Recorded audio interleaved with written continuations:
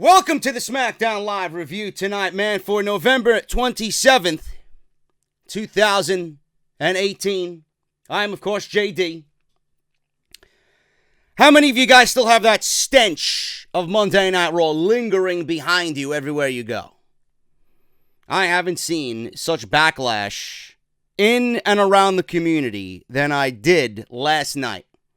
It was unbelievable. Literally, everybody shit all over Monday Night Raw. Literally, everybody. Simon of What Culture actually gave it double-digit thumbs down. Can you believe that? When was the last time you seen that? And he's the most positive guy in the entire community. We were all hoping for SmackDown Live to wash the bad stench away, but it still lingers. It's not going away. I actually had a nice little interaction, I guess, with Taz of the Taz Show. Well, I didn't really have an interaction, but I was mentioned on his show today. Not directly by name, but I had several people within the community reach out to me who listen to the Taz Show on a daily basis. And they reached out to me and said, JD, Taz mentioned your tweet to Vince McMahon on his show when ripping apart Monday Night Raw from last night. So I'm looking at the tweet right now that I directed at Vince McMahon, and it's still gaining traction. It went viral, which I am totally enthusiastic about. I am very excited about that it did happen. As of right now, I'm looking at it, 4,335 likes to 2120 as far as retweets go. You guys absolutely fucking hit a grand slam on that, man. Now, we all know that Vince McMahon doesn't monitor his Twitter. He probably has some fucking idiot monitoring his Twitter. You know, this goon who monitors Vince McMahon's social media page. He probably gets the okay from Vince to tweet something, or if Vince really wants to send something out directly, he'll word it in his own words and have this goon send it out across all social media. We all know Vince doesn't monitor his social media account, but we all know that, no question, this guy seen what was going on as far as the reaction and the interaction with this tweet. There's no question. There's no question. If Taz, of all people, seen it, who has a major podcast with CBS Radio, then we know that Vince McMahon's seen that tweet. Now, it's probably going to do nothing. I don't expect Monday Night Raw to change on Monday night and miraculously they give us a good show. But this is what we need to do. When situations like this arise, this is what we need to do. I'm going to be monitoring this tweet for the rest of the week. And we're going to talk about this again on Off the Script, episode 250 on Friday. I'm going to be monitoring this tweet for the rest of the week. It is pinned at the top of my Twitter page right now. It's the first thing you're going to see when you go to my Twitter profile. If you guys have not gone over there yet, I want you to interact with it, leave a comment, leave a like, retweet that bitch. Because we are done with Monday Night Raw. No matter how good SmackDown Live could potentially be tonight, it was not going to wash the stench away from what was one of the worst Monday Night Raw shows in the history of the 25 years that show has been on the air. But SmackDown Live tonight, though there was not many newsworthy notes to come out of this show, it was at least a watchable program for the 2 hours that I sat down on my couch. Now, the one thing that I want to talk about, of course, is the return of Becky Lynch. Becky Lynch, the SmackDown Live Women's Champion, returned to SmackDown Live. She was there with the SmackDown Live Women's Championship. She was there with Paige. She has returned. She will be at TLC. She will be defending the SmackDown Live Women's Championship in the first ever women's tables, ladders, and chairs match, which I can only hope, and I'm pretty sure will be the main event of the show, because there's nothing on that show that's going to be bigger than this match. That will be the main event of the tables, ladders, and chairs pay-per-view in 2 weeks. Becky Lynch will defend the SmackDown Live Women's Championship against Charlotte. And now it is made into a triple threat match with the last thing that we seen on SmackDown Live before the show went off the air. Asuka has now been included in this to make it a triple threat match. She won a battle royal with all of the women involved on the SmackDown Live brand. Just a few things that popped up at me while I'm watching this with Becky, Charlotte, and the battle royal with Asuka. Let's get this out of the way because I don't really want to have too much time on this particular topic.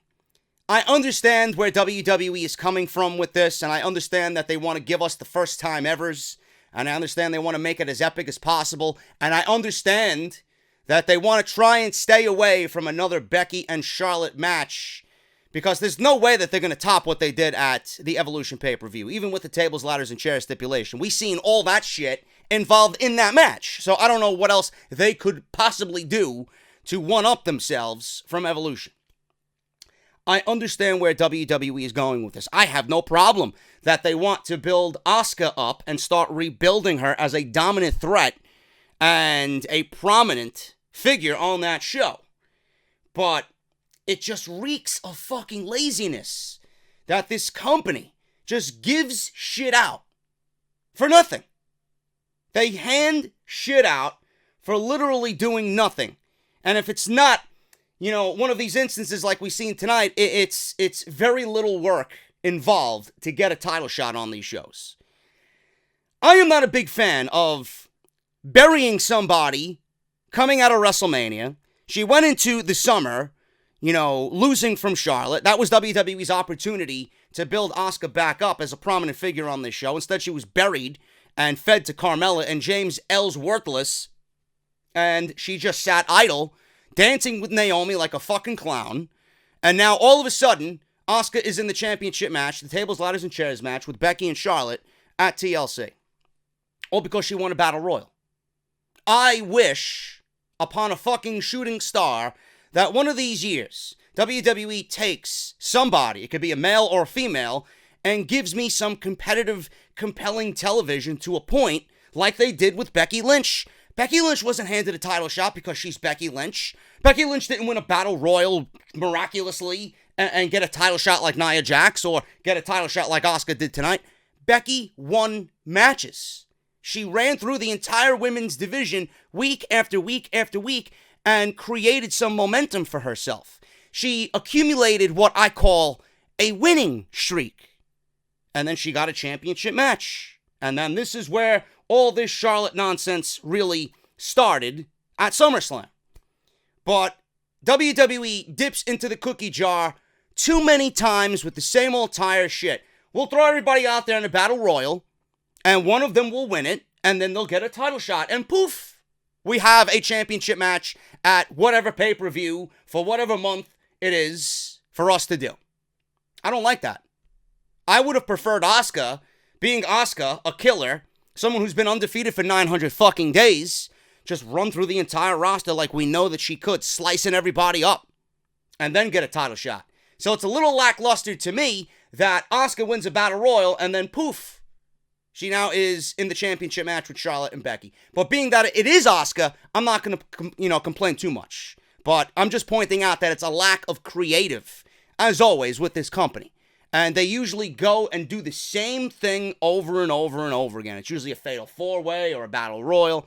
In this case, it was a battle royal with Asuka.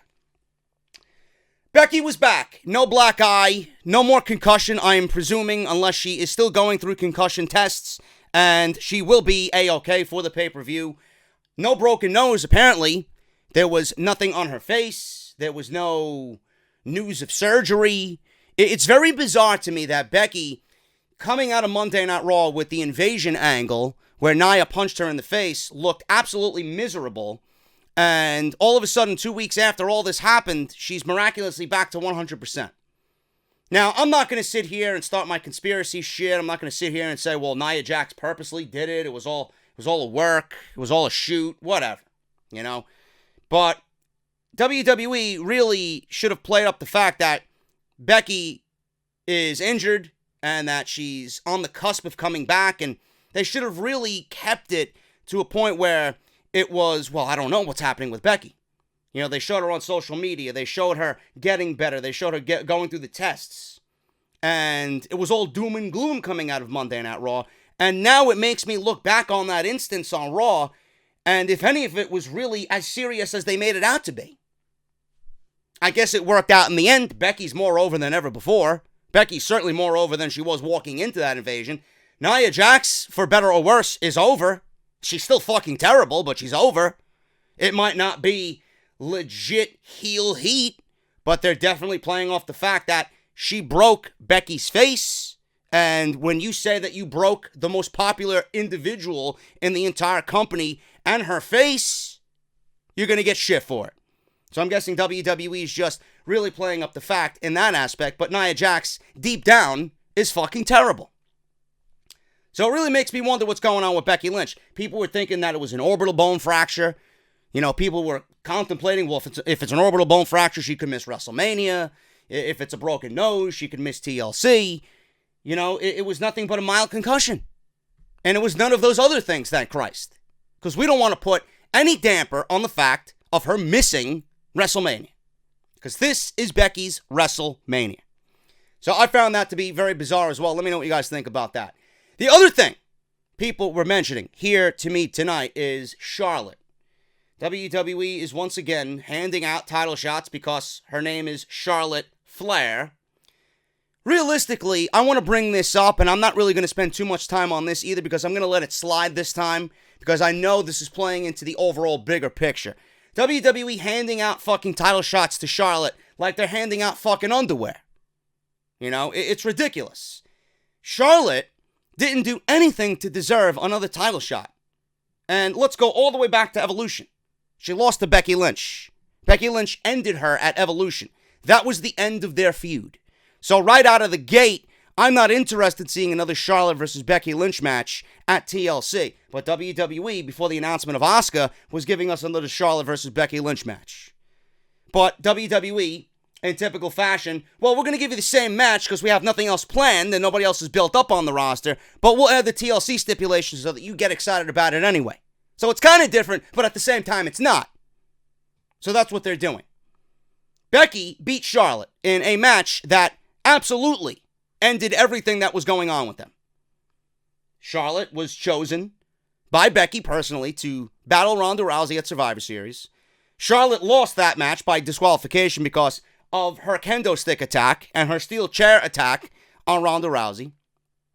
Before that, she was contemplating even leading the Survivor Series women's team, so she didn't do that. Then she was ultimately chosen by Becky Lynch. And then that was it.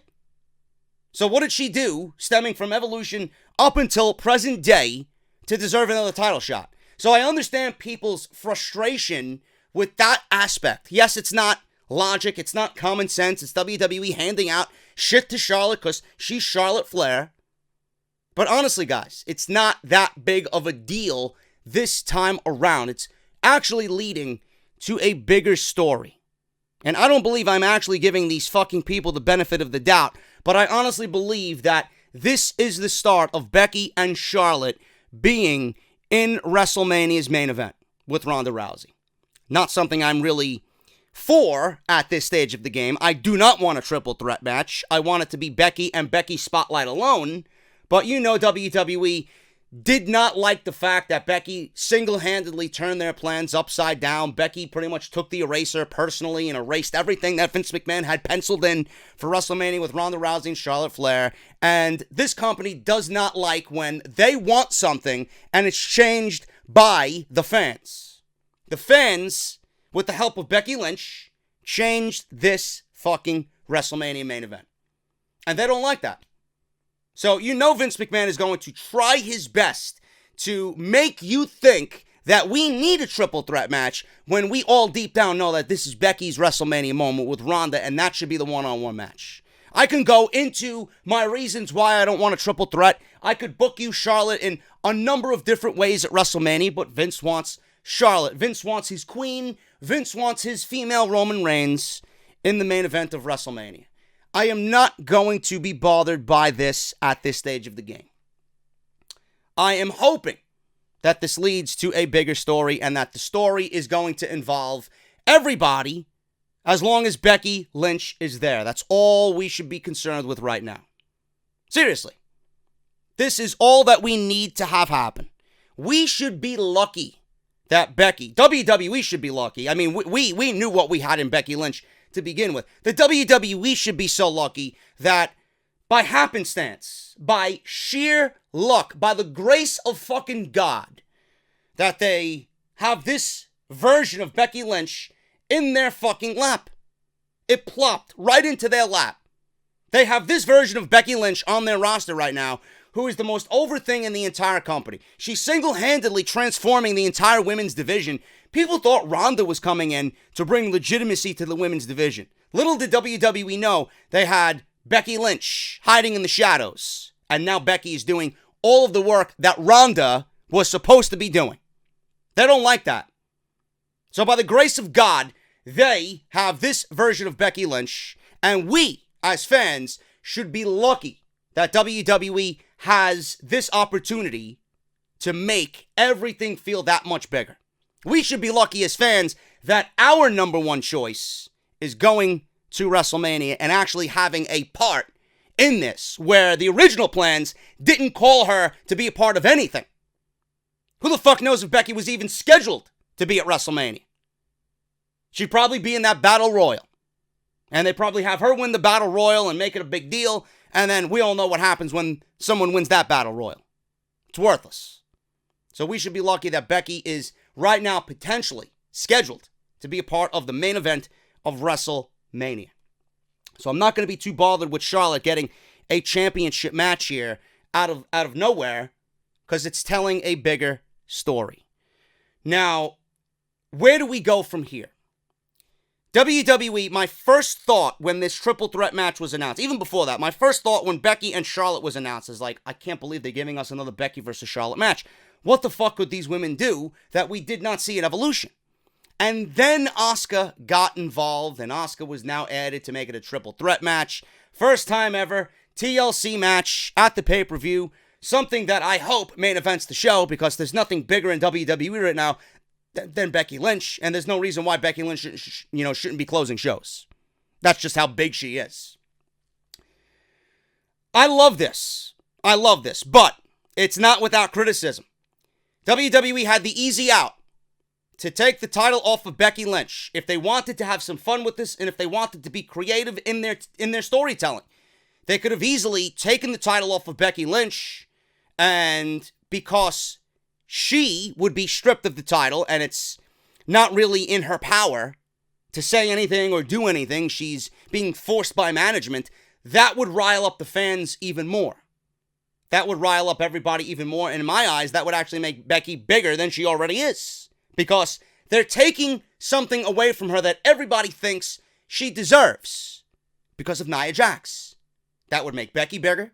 That would make Becky a little bit more anticipated come the Royal Rumble. And it would actually draw more heat on Nia Jax, because not only did she break Becky's face, but now with the repercussions of the punch, she is no longer the SmackDown Live Women's Champion. WWE could have easily avoided everything that they got tonight, or everything that we got tonight, and everything that they did tonight, and they could have stripped the title from Becky Lynch. That would have saved Becky from losing and looking weak, because we don't want Becky losing, and we don't want Becky looking at all weak in any sense of the word going into the Rumble, going into Fastlane, going into WrestleMania. So that was my main concern there. Then Asuka got involved. Now this opens up a little bit more of a better scenario. Becky could go into TLC with Charlotte and Asuka. She doesn't have to be pinned. She could still kick ass. And with the unpredictability that is a ladder match, Becky could lose the championship. Charlotte doesn't have to win the championship. In fact, I don't think Charlotte is going to win the championship. I'm going with Asuka. Now, I don't like the fact that Asuka won a Battle Royal to get here. I wish she would have been built up a little bit stronger so that we could all put our faith and our hope into Asuka and she could look at least credible. But this is WWE. I'm not expecting too much. But being that Asuka is there, I'm at least hoping that WWE has some sense and some hope in Asuka still, that they give her the championship, and Becky and Charlotte right now is above the championship, because what they're doing right now with Ronda is above whatever the SmackDown Women's Championship is doing. Get that championship on somebody else. Get that championship on someone like Asuka and have Asuka run through everybody. We can see some great matches with Asuka and Naomi. We could see Mandy Rose get some shots in there again against Asuka. And who's to say Nikki Cross doesn't show up on SmackDown Live? Who's to say Shayna Baszler doesn't get called up in between now and WrestleMania, and she's Asuka's opponent at WrestleMania? Could happen. It could happen. There is a line of women on that roster, or potential women not on the roster yet, that could be opponents for Asuka. But right now, I've said this on the last couple of Off the Script episodes that I did. Becky, what she's done with the Women's Championship, she is above the Women's Championship right now. She really doesn't need the Women's Championship. WWE has to start grooming Becky for the Royal Rumble. WWE could have so much fun with this, it's not even funny. Nia Jax could come down after losing her match with Ronda Rousey. She could fuck Becky over. You could have another injury angle take place at the TLC pay-per-view with Nia Jax, kayfabing an injury with Becky Lynch. Becky sits out for a little bit. She comes back. She's on TV here and there. She proclaims that Nia is not going to keep me down. I'm entering the Royal Rumble. And then she ends up winning the Royal Rumble, and she has to go through Nia Jax to do that. That option is still open. That storyline is still WWE's to tell if they want to do it. In fact, that is the only one that makes sense. If WWE doesn't do that story, then I have no hope for anything that this company does moving forward. There are ways to do it. I was not immediately pleased with Charlotte and Becky, but with Asuka, it opens up a whole new box of fun. Asuka's going to win that championship. Asuka should be the SmackDown Live Women's Championship. Asuka should be rebuilt on that brand, and that brand should be Asuka's solely. Becky and Charlotte are going to have their issues with Ronda, and the four horsewomen are going to eventually make their way to the WWE main roster. All of them. Shayna, Jessamine, Marina, they're going to be joining Ronda. The Royal Rumble's coming up. The Royal Rumble is unpredictable. That's the selling point. They're all going to be in the Royal Rumble. Do you know who else is going to be in the Royal Rumble? Charlotte's going to be in the Royal Rumble. Becky's going to be in the Royal Rumble. Sasha and Bayley are going to be in the Royal Rumble. This is where everything is going to at least form in January. But that night belongs to Becky. I don't know where they go with Asuka at WrestleMania. I don't even want to think about it right now because I don't have a solid answer for any of you. It could be anybody. It could be Shayna. It could be Nikki Cross. It could be Mandy Rose. It could be Naomi. It could be somebody that's not even on the main roster. It could be anybody. Someone that they bring in from the outside. It could be literally anybody. But what I'm telling you right now is with Asuka adding unpredictability to this entire situation, that is WWE's easy out. WWE's easy out was with Becky being stripped of the championship. Now their easy out went from that to Asuka. Get Asuka the championship, and let's get everything slowly moving towards WrestleMania. And it's really a shame that WWE thinks Becky and Ronda isn't a huge main event match that people would be anticipated for. I don't understand why they feel the need to add Charlotte into the main event of WrestleMania. You see, the way I think about it, when I look at the WrestleMania main event with Ronda and Becky, I see a triple threat match being something that WWE is going to tout. The women are main eventing WrestleMania for the first time. And it's said that WWE needs to have Charlotte in that political push for the women so that they can have Charlotte there in the spotlights while they coin the phrase, first time ever women's main event for WrestleMania. It's said that Charlotte needs to be there because she's had her WrestleMania moment. I don't recall Becky ever getting a WrestleMania moment. She's never won a championship at WrestleMania. She's never had a WrestleMania moment, period. So I don't understand why we need a triple threat match. I would much rather see a one-on-one match. It gives it a big fight feel. It makes it all the more personal. It's for the championship. You got the blood feud there between Ronda and Becky. And taking the one-on-one match away from Becky and making it a triple threat match, that means you're ultimately taking Becky's WrestleMania spotlight away. Because now she has to share it with Charlotte. Ronda is Ronda. Ronda's had her WrestleMania moment. Ronda's had her big debut at WrestleMania. Ronda made a big splash, right? Ronda is WrestleMania. Ronda is one of the most mainstream figures in the world. So I'm not even talking about her. I'm talking about the women right now in WWE. How much more could we physically give Charlotte to a point where people are going to get sick and fucking tired of her? It's about Becky. I would rather it be a one-on-one match so Becky gets that WrestleMania moment, that Becky is in the main event. Now we need to have Charlotte share that spotlight so it goes from Becky getting her moment to the women getting their WrestleMania moment. It's fucking ridiculous. I don't agree with that whatsoever. I'm not sitting here saying the match would be bad. I would just prefer The old school mind that I have, a one-on-one match with Becky and Ronda Rousey at WrestleMania. There are other things that Charlotte can do at WrestleMania. You could book her against Asuka and have Charlotte versus Asuka 2. You could bring Shayna Baszler up. You could give Charlotte the SmackDown Live Women's Championship and have Shayna Baszler challenge Charlotte at WrestleMania. It's not something that I don't think people would be, sitting here having an issue with. And it ties into the horsewomen. Why not? Charlotte was going back and forth with Shayna Baszler on social media. Becky was going back and forth with Shayna on social media. Why not? Why not? So I don't understand why WWE they feel the need to put Becky and Charlotte in the main event with Ronda. I fucking hate that. This company is so fucking thick-headed. You can't tell them no. You cannot tell them no. It's so sad to see. It's like, and I mentioned this on Off the Script, it's like a kid going into Toys R Us, and you have this kid crying in aisle 7. He's looking at all the Power Rangers action figures, but his mother is there to shop for his brother and his birthday. And the kid is crying, well, I want a toy too. Why is Timmy getting a toy? Why can't I get a toy too? And the mom is trying to explain that, listen, it's your brother's birthday. When it's your birthday, you get a toy. Today is his birthday. He gets a toy. That's the way I see it with WWE. They can't hear the answer no. And with Becky, they didn't want to hear anything that we had to say. So this is why I said earlier, we should be fortunate that Becky is even still as hot as she is. Maybe WWE doesn't trust that Becky's going to be as hot as she is, and they're wanting to fall back on Charlotte. I don't know. I don't see this Becky heat going away. In fact, I think it's only going to intensify getting into WrestleMania. Especially if you get that woman in the Royal Rumble with Nia Jax. You thought Becky was hot now.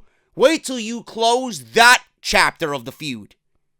Wait till you close and write that chapter at the Royal Rumble when Nia is eliminated by Becky. You thought Becky was over now. Wait till that Diamondback Stadium explodes. Chase Field. Wait till Chase Field explodes when Becky wins the Royal Rumble. This is what I hope. Maybe they don't have any faith in Becky remaining this hot. Maybe they feel it's going to die off. Like the yes chance. I don't think so. But I don't understand why WWE refuses to listen to the audience. They refuse to listen to the heartbeat that is this company, the fans who watch this fucking show.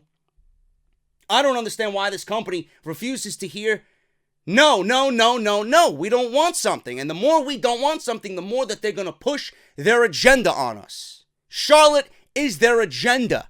She's been their agenda ever since, and Charlotte will continue to be their agenda until she breaks her father's world title fictional record. It's fucking pathetic. This is why people don't take to Charlotte over Becky Lynch. Charlotte was out, and people were chanting for Becky. At least WWE had the better sense tonight to book Charlotte, which I didn't understand why they had Charlotte come out and say, before the Survivor Series, I'm fighting for Becky against Ronda Rousey. Then they had Charlotte come out tonight and said, I didn't fight for Becky. I fought for me. So they're rewriting everything.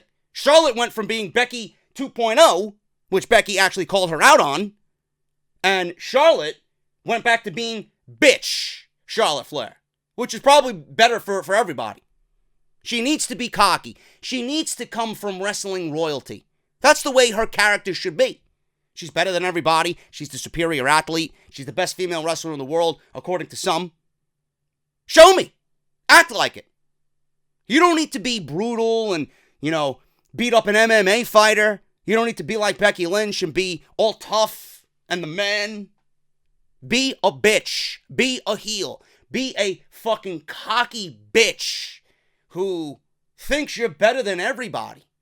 Who gives a fuck if Charlotte isn't received by the WWE audience the way that they want? Who cares? At the end of the day, she's their money maker anyway. You're going to go see Charlotte at the end of the fucking day anyway. I don't get this company sometimes. I really don't. I hope it's not the fact of Becky not being trusted by WWE officials. I just can't put my finger on why.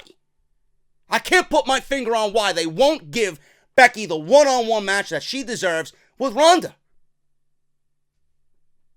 Makes me think, if everything was the way it was with this Nia Jax situation, to get Becky involved.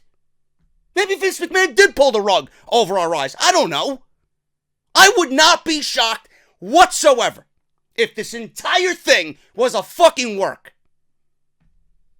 Becky looked damn good tonight. She didn't look like somebody that had a broken fucking face.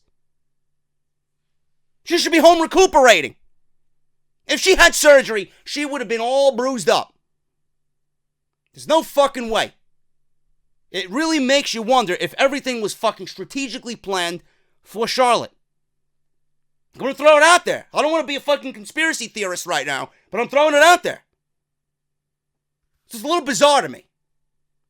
A little bizarre. But you're not going to create new moments. You're not going to create new stars if you don't trust the talent that you have right now on this roster. You need to trust what is going on. Let your guard down a little bit. Becky is the one we want. We ain't going anywhere. We ain't leaving Becky's side. We're not going to abandon Becky on the way to WrestleMania. Tell the story that needs to be told with Becky and get Becky in the main event of WrestleMania. That's all we ask. Your job is to creatively write for me. If Charlotte doesn't factor into those plans with Ronda right now, that doesn't mean she can't factor into the plans with Ronda somewhere down the line. The horsewomen thing is going to happen. You could do it then. I don't know, man. Really, really, really makes you wonder about everything that is this entire feud. But that's what we're getting. TLC, Asuka, Becky, Charlotte. Asuka looks to be the most logical choice to win the SmackDown Live Women's Championship, so Becky doesn't look weak. She could still look strong in an unpredictable setting where anybody could win that match, because anything could literally happen in that match. She doesn't have to be pinned to lose. She doesn't have to be submitted to lose. It's a ladder match. Anything can happen. You play up the fact that Ronda's there, that Nia's there, and you book the fucking thing the way it needs to be booked with Asuka coming out on top, and then you continue the next chapters of this story leading into the Royal Rumble. It is simple. I mentioned this 2 weeks ago. It writes itself. At TLC, even then, it writes itself. The Bar versus the Usos. The Usos were supposedly the open challenge for the Bar. Another open challenge here on SmackDown Live because the Bar didn't want to fight the New Day. Again, can't say that I blame them. Before the match, there was something that was on WWE's YouTube channel, WWE.com exclusive, where Cesaro was blaming the Big Show for their turkey feast fight loss to the New Day. And in the weakest fucking way possible, the Big Show landed a weapons of mass destruction shot right across Cesaro's jaw. The fucking lamest looking punch I've ever seen. Knocked him out cold. Apparently, the Big Show, who was heel, now is once again a babyface and has returned to being a good guy. So I don't know how many turns this makes for the Big Show. I've lost fucking count. 2018, pretty sure that's the right number. Bar versus Usos. I got a problem with this. Yes, it's great seeing the Usos on SmackDown Live. Yeah, it's great seeing the Usos wrestle on SmackDown Live. It's great seeing Usos do what they do best, being the best tag team in all of WWE right now. They were the best tag team in all of WWE for the last couple of years. That title never went anywhere. Even when they weren't being used properly, even when they weren't tag team champions, they were still the best tag team on SmackDown Live. But I do have a serious issue with this. We go from the Bar and the New Day to now the Bar and the Usos. And then we'll probably go back to the Usos and the New Day. And the vicious cycle continues. I don't understand why WWE has this show revolving around 3 fucking teams only. Where are Gallows and Anderson? Where are Sanity? Why aren't you using a guy like Killian fucking Dane? I don't understand it. Please, someone explain it to me. why there are talents on this roster that are not being used. Where is Almas? I'm done. I'm done asking for Almas. I'm done. The guy might as well be fucking released at this point. I don't know where the fuck he is. We see Zelina Vega more than we do Andrade Cien Almas. But the Bar and the Usos, can't really say that I'm all that excited about it, but at least we get better tag team matches on SmackDown Live than we do on Monday Night Raw, where they're pissing their fucking tag team division down the fucking toilet. Usos and the Bar had a very, very good match. Usos won it here. Jay tags in. They hit a double enziguri on Cesaro after he was stunned by another move. Jimmy tags back in, comes flying off the top rope with a big splash. Jimmy covers for the non-title win. I thought it was actually for the tag team titles. I really wasn't paying too much attention, but I thought it was for the titles. I'm like, oh shit, the Usos are the tag team champions. And then Tom Phillips went on to say that it was a non-title victory. So I'm assuming that this was done to build to another match at TLC. Now, I don't know what WWE thinks of the Bar as their tag team champions. I mean, for Christ's sakes, they had fucking cranberry sauce and yams and stuffing all over the fucking place, dumped all over Cesaro and Sheamus. I mean, Kofi Kingston beat these guys with a fucking double-fisted turkey off the top rope. I don't know what WWE thinks of their tag team champions on SmackDown Live. Maybe they're going back to the Usos. Maybe they're going back to square one. I don't know. I would much rather the Usos be the tag team champions than the Bar any day of the week. Not saying that the Bar don't deserve it, but the Usos are my boys, and I prefer them on SmackDown Live as tag team champions. Miz and the New Day in the locker room. They're watching something on Xavier Woods' phone. Miz thinks that they're watching the Marine 6. And he asks, what's their favorite parts of the movie? They're actually watching and laughing at the Miz and Shane McMahon's tag team match last week to the Bryant brothers, Wayne and Dane. Miz goes on about how he and Shane have been fighting for SmackDown, including the match at Survivor Series. New Day points out how they were the only ones to win for Team SmackDown at Survivor Series. Miz goes on and says, well, your win didn't count. So there's another zinger by Vince McMahon, letting us know that, you know, the pre-show happened, but it really didn't. They lost. SmackDown lost 6-0. So the Miz rants and says he can beat all three of them, and he goes on to fight Kofi Kingston later on in the evening. AJ Styles comes back. He's back on SmackDown Live. He's in the middle of contract negotiations with the WWE. We talked about that on Off the Script this past weekend. If you guys missed any of that, links will be in the annotations that you see in the top right corner. Styles takes the mic.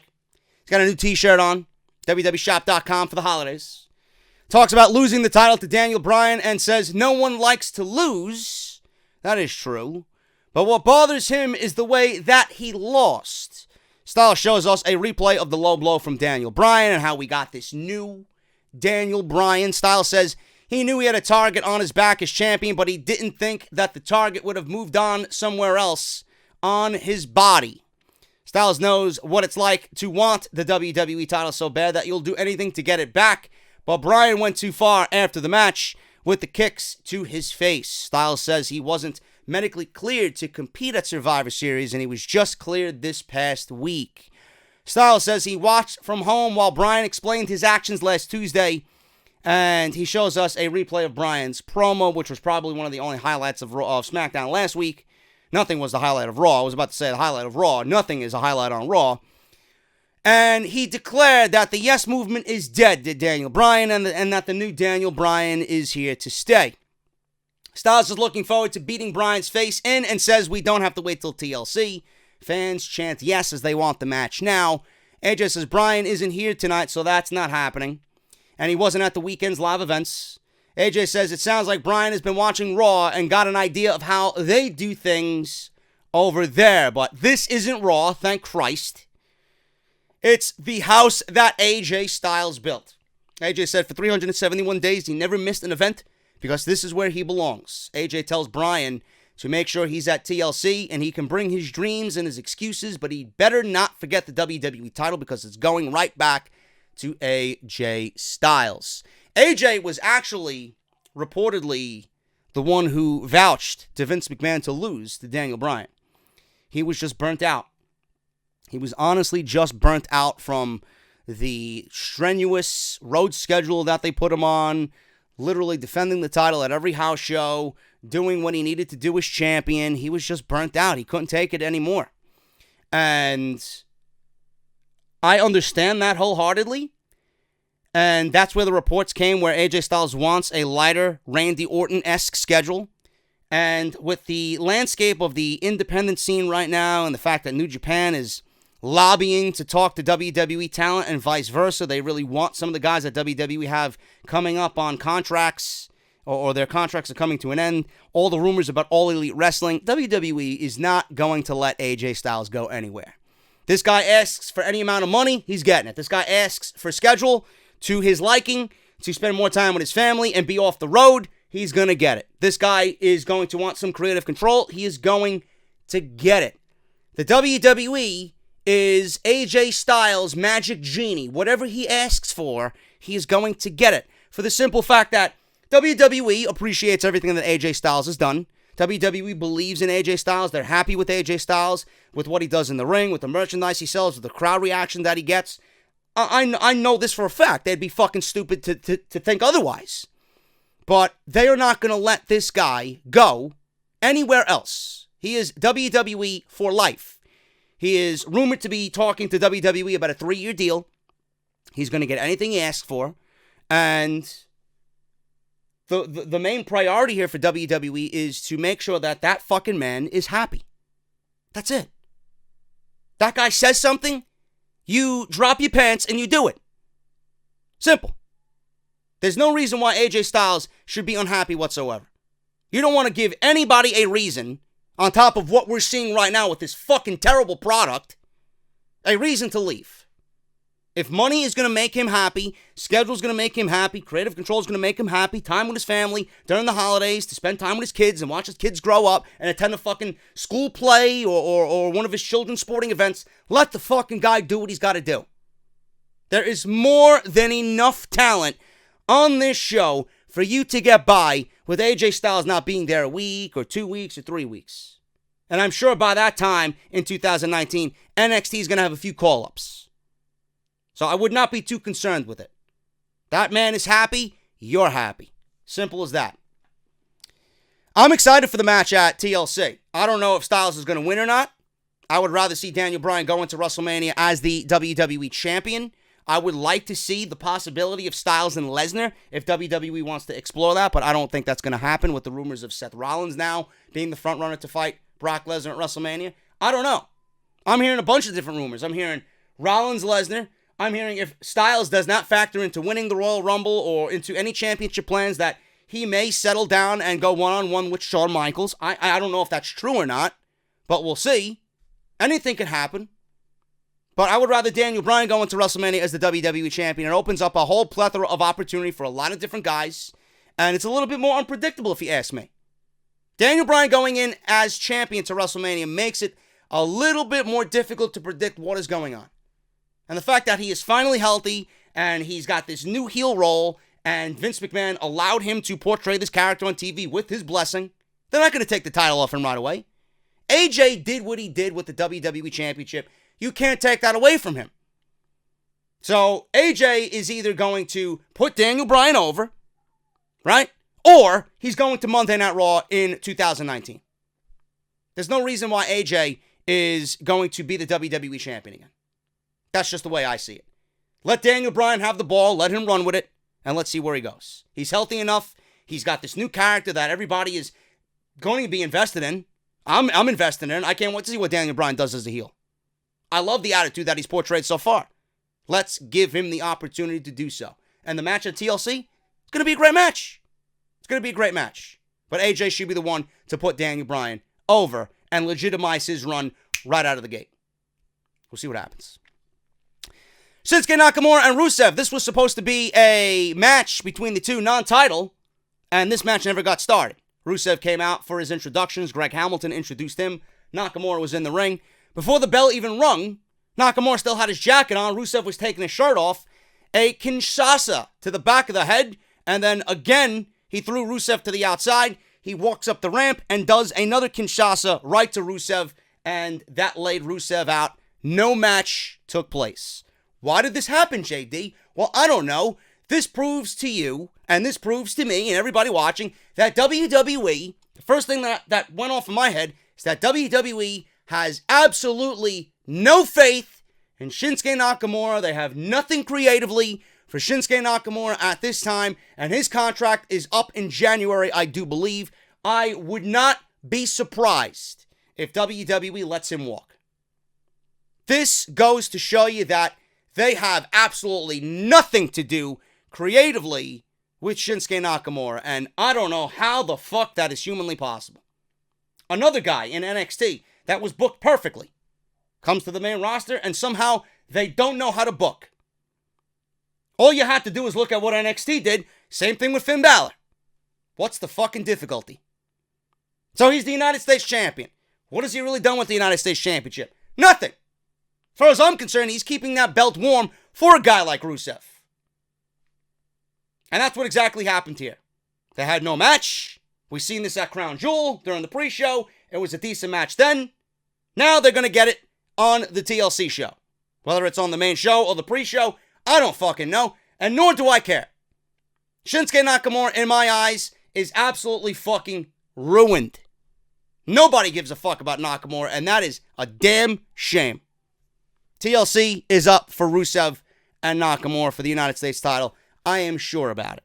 Because this is how WWE writes. Well, we'll just do this little gimmick thing here in this match. We'll do this little gimmick spot. 2 Kinshasas. The match won't start. Nakamura will attack him, and then we'll do it at the pay-per-view. Because we need another match on the pay-per-view. Boom. Another segment filled, and a pay-per-view match done. There you go. Took them about probably 45 seconds to come up with a concept for the show and then the pay-per-view. That's all that was to me.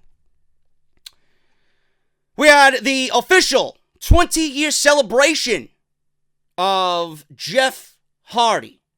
This was probably the best thing on the entire show, and not because of Jeff Hardy.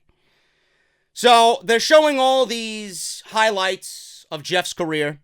20 years, obviously all the plethora of ladder matches that he had, all the various championships that he won, his first WWE championship, days of the Attitude Era, days of the old Hardy Boys just coming up to the WWE, everything. Literally, they touched on everything having to do with Jeff's career.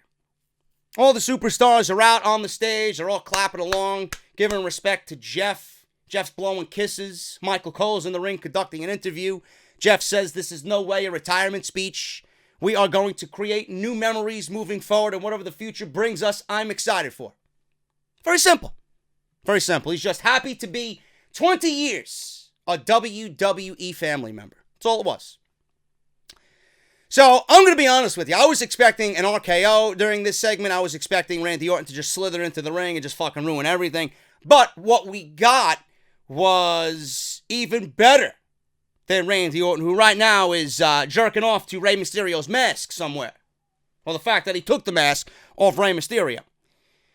Samoa Joe comes to the ring, and he absolutely verbally abuses Jeff Hardy, as Jeff Hardy just stands there, smiling over the fact that Samoa Joe is just laying fucking bricks into this guy. And I absolutely loved it. Yes, it was a tired formula. Yes, it was an easy out here for Samoa Joe. CM Punk did the same thing, or Jericho did the same thing with CM Punk, the alcoholism and the drugs and the demons of his past. This was great fucking television. And this is real life brought into a wrestling storyline done right.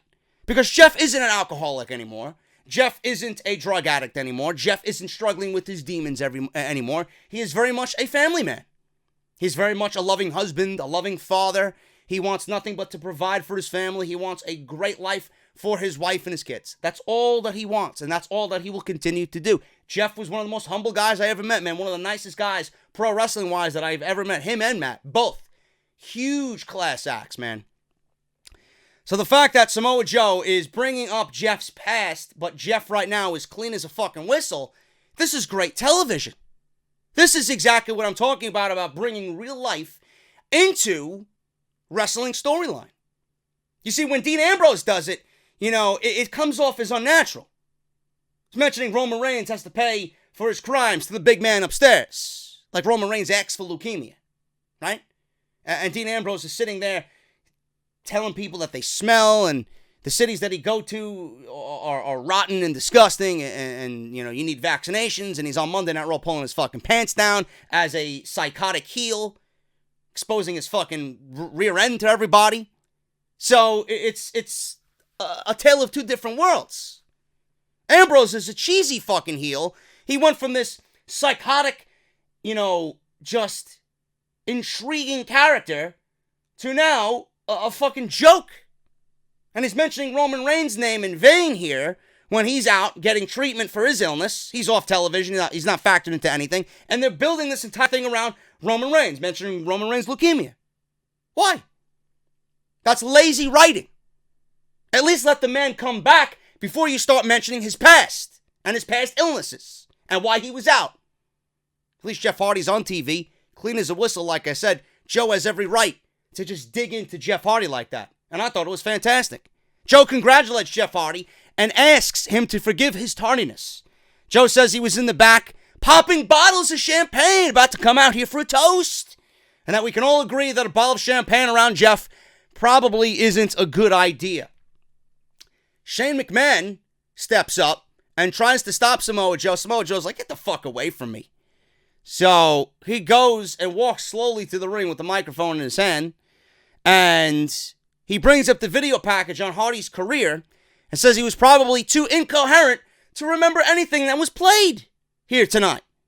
Joe says he does not celebrate weakness and second chances, especially when there are men like him who haven't even received their first pipe bomb right there. That was written in there with a little dose of truth. Jeff gets another quick delete chant going. Joe can't believe how Jeff allows himself to be put up on a pedestal after the mistakes he's made over the years. Joe says that makes him sick. He says, let the people, do their own thing. You let them down. You let all these people down just as much as you made them stand up. Joe then goes on to say, people like Jeff never change because the demons are always lurking in the background, waiting to take control. Joe says next time Jeff becomes powerless, and he knows it will happen, Joe will be there with his hand out for a one-step program, but it won't be painless. Jeff says no matter what he says, Joe can't rain on his parade tonight. Jeff then says he's walked the tightrope for 20 years and almost ended his career 20 different times. But he's about moments, and he wants another moment here tonight with Samoa Joe. Samoa Joe goes to the ring, and then in typical heel fashion, the parting of the rosters divide, and he walks right through to the back because Joe is a dick, and I love every fucking minute of it. I am not all that excited about a Samoa Joe versus Jeff Hardy feud, but every time Samoa Joe gets on the microphone, you stop what you're doing, you put your phone down, your eyes are glued to the television, because when that man speaks, the guy is fucking brilliant. I don't know how this guy in this heel role is not in a prominent position on this show, or a champion 2 times over on this show. And I'm going to mention this again, and I'm going to mention this for, I think, the 3rd time I mentioned this. I mentioned this several months back during the summer when Samoa Joe was just, getting back from injury, and, Samoa Joe seemed directionless on SmackDown Live. I mentioned that if you wanted to start a new stable, the WWE seems to be putting random superstars together on Monday Night Raw. It was Ziggler and Strowman and McIntyre against The Shield, and now it's Baron Corbin, the almighty Bobby Lashley, which I'm still fucking thinking about on Tuesday night. What the fuck makes Bobby Lashley almighty? He's almighty awful. And Drew McIntyre, with no explanation of where the fuck Dolph Ziggler is. I guess we missed it, or I guess we're too stupid to fucking realize that it happened, and WWE says, well, they don't remember. They won't ask for an explanation, so we'll put Drew with these guys, even though we never gave you an explanation on why he split from Dolph Ziggler. But if SmackDown wants to join the parade in getting random superstars together, I would love to see another formation of an Evolution-like group in WWE. Or something along the lines of when TNA did the Main Event Mafia, right? You got Randy Orton. Randy Orton looks fucking great in a suit. Randy Orton's a fucking viper. He's unpredictable. He's just fucking psychotic. Samoa Joe fits that bill all the same. And then you got Andrade Cien Almas, who when he gets vicious, he could do the same too. And they could all come out, looking like fucking main event guys. Almas, Joe, and Randy Orton as a 3-man power group on SmackDown Live. He ain't doing anything with Joe. Randy Orton's fucking taking masks and wiping face paint off Jeff Hardy. What else is he doing? I love the gimmick that Randy Orton's playing, but by the time he runs through everybody, there's not going to be any more icons for him to fucking wipe away. After Randy Orton's mask, what is left for Randy Orton outside AJ Styles? Nothing. Absolutely nothing. There's no other baby faces on that show. So, if you want to be a little creative, Almas ain't doing anything. Gets him back in the spotlight. You get him positioned next to 2 powerful heels in Randy Orton and Samoa Joe. And Joe and Randy Orton can feed off one another. Boom! I just gave you a fucking money idea with 2 guys who are doing nothing, and then the best heel right now in Randy Orton on SmackDown Live. It's a money idea. I don't know why WWE wouldn't at least explore that. But here we are with Joe and another feud with Jeff Hardy. Where's it going to go? Why should I believe here that Joe comes up with a great promo, does great promo work, but ultimately it will probably lead to another loss? Are you really going to have faith in WWE building up Samoa Joe? Of course not. They haven't shown me anything otherwise, so why am I going to believe it now? It's just lame. How do you have a guy like that and you can't give me anything more than what we've been given with Samoa Joe? The guy should have beat Brock Lesnar. It should have been either him or Strowman last year. And Joe should have beat Styles for the title. Joe should at least be, this year, a WWE Championship title holder. I don't understand why we haven't visited that at all this year. Miz versus Kofi Kingston. This was garbage. I mean, who the fuck cares? This was just trash. So, Miz tries to bring in a steel chair towards the end of this match. Actually, he wrecking ball dropkicked Lucille and Xavier Woods to the outside. So, Big E was about to come over and lay into the Miz. Referee was like, no. And the Miz was like, he touches me, I win the match. Like a cowardly heel. Goes over to the timekeeper's area, takes Greg Hamilton's chair, throws it in the ring. Xavier Woods gets up. He takes the chair. Distraction. Turns around. And the Miz eats a Trouble in Paradise, and Kofi covers for the win. Same old shit. New Day throwing pancakes. New Day dancing around like a bunch of fucking circus acts. So there you go. Miz loses to Kofi, and the Miz right now is on a huge losing streak. This is far from where the Miz was earlier in the year, giving me great matches with Jeff Hardy and Seth Rollins. It's just ridiculous, man. Where the Miz was earlier this year to where he is now, and I can't really get anything, or I can't get into anything with what the Miz is doing right now on SmackDown Live. It's just throwaway garbage. And the guy's better than that. Randy Orton is there. He's here on SmackDown Live. Comes out holding Rey Mysterio's mask. I think he slept with it. I think he fucking showered with it. I think he fucking had sex with his wife wearing it. This is what I assume. Because that's the type of guy Randy Orton is. He's a fucking lunatic. I love it. Orton says people have used all kinds of negative words to describe his actions against Rey Mysterio last week. Orton says he would use the word euphoric. He goes on to say he never understood what was so special about this piece of trash Rey wore on his face.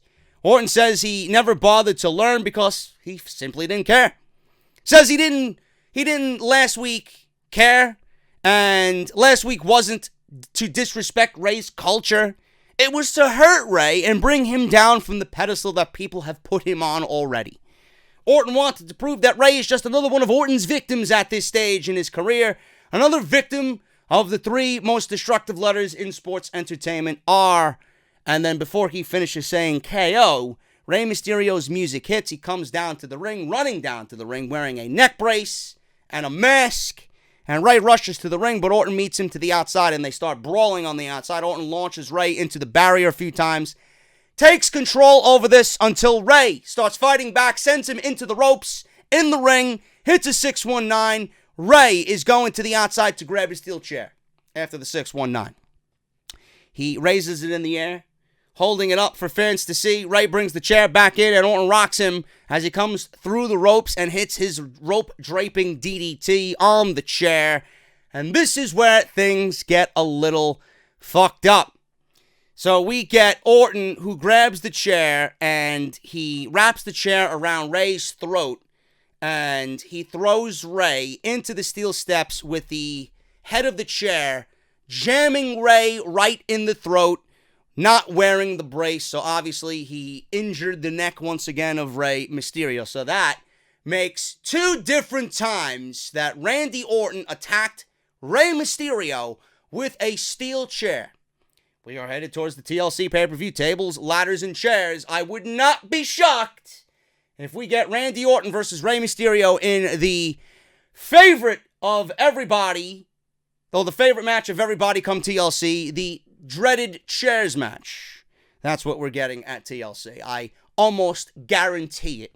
We're getting a chairs match between Rey and Randy Orton at TLC.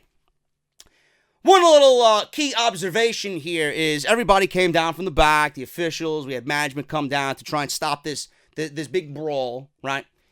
So the referees and the officials come from the back. They allow Randy Orton to brutally attack Rey Mysterio with the chair, but when Randy Orton tries to take Rey's mask off again this week, that's when they get in and stop him and start pulling him apart. So they allowed Rey to be beaten with the steel chair and allowed Rey to get thrown into the steel steps with the chair wrapped around his neck. But the mask is more important. I guess they had Rey's better interests at heart. I don't fucking know. Fuck his neck. It's all about the mask. Can't let this guy go unmasked. But his neck, you could break his neck. It's okay. Get it. Have fun. Moving on here, man. Final Battle Royal. Carmella, Mandy Rose, Billie Kay, Peyton Royce, Zelina Vega, Lana, Asuka, Naomi, and Sonya Deville. This came down to Sonya Deville, Mandy Rose, Asuka, and Naomi. So, obviously, it was Asuka who won it, but it came down to Mandy Rose being eliminated, and then Deville eliminating Naomi, and then Asuka and Deville trading blows on the apron, teetering back and forth. It almost looks similar to what Asuka and Nikki Bella did at the Royal Rumble this year. And then all of a sudden, Asuka nails a big knee to the jaw of Deville. Deville falls to the ground. She's eliminated. Asuka's going to TLC. Gets up on the top rope and flaunts in front of Charlotte and Becky, who are sitting by ringside observing this lame battle royal to close SmackDown Live. That was pretty much it, man. The only newsworthy segments on this show were Samoa Joe and the women, Becky and Charlotte, with now Asuka getting involved in a TLC match, which I assume would be main eventing the show in 2 weeks at the TLC pay-per-view for the SmackDown Live Women's Championship. I literally went over everything I could possibly think of for that match and moving forward. So let me know what you guys think about all of that. So leave your comment down below. I want to thank you guys so much for joining me here on SmackDown Live Review. I hope you guys had a good time tonight. It was a little bit of a better vibe here on SmackDown Live Review. If you guys want to go get your t-shirts, man, barbershopwindow.com/offthescript. Code BSHOP20 for 20% off. Everybody that purchased a t-shirt in the month of November is getting a huge fucking shout out on Off the Script this coming weekend, man. So get your t-shirts, barbershopwindow.com/offthescript.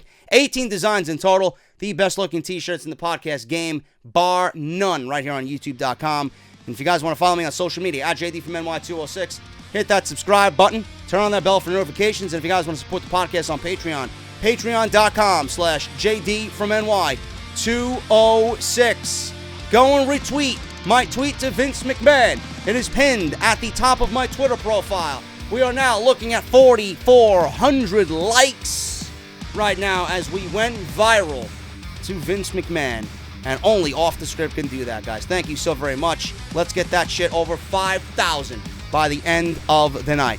I'm JD. Thank you so very much. I'll see you tomorrow for NXT as always. And I got some video game content coming up this week.